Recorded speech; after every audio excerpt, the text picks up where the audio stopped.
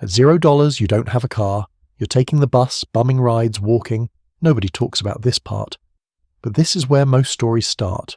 At $10,000 a year, you've got a 2003 Civic with 180,000 miles on it. The AC works sometimes. The check engine light has been on so long you stopped noticing it.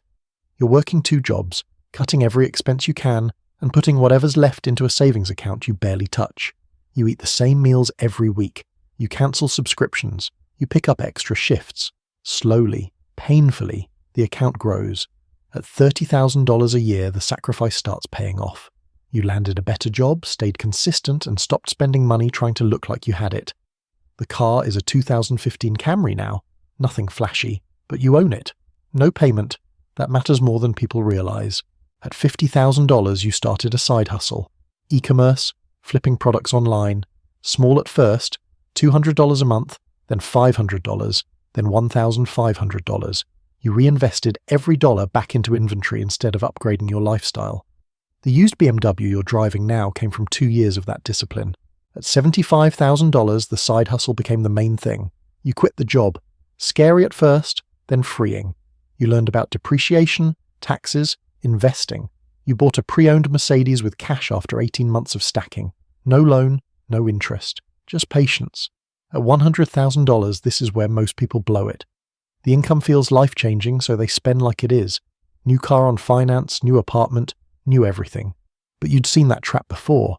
You kept your expenses flat and threw the extra straight into index funds and back into the business.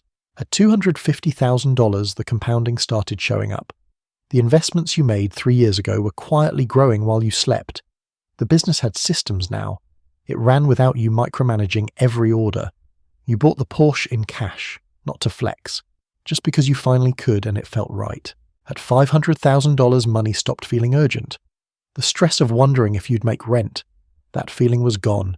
You had multiple income streams now. The business, investments, a little real estate, 2 cars in the driveway, neither of them financed. At $1 million a year, the cars are almost an afterthought. A McLaren you drive on weekends, a blacked-out SUV for everything else. What's more interesting is that the money keeps growing whether you work that day or not.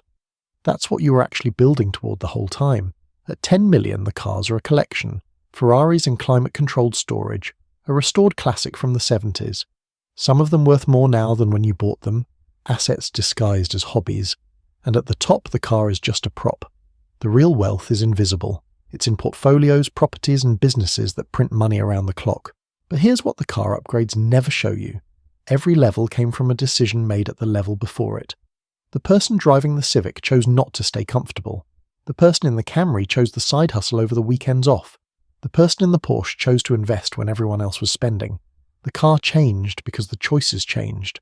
So the real question isn't what car you want to drive, it's what decision you're willing to make today.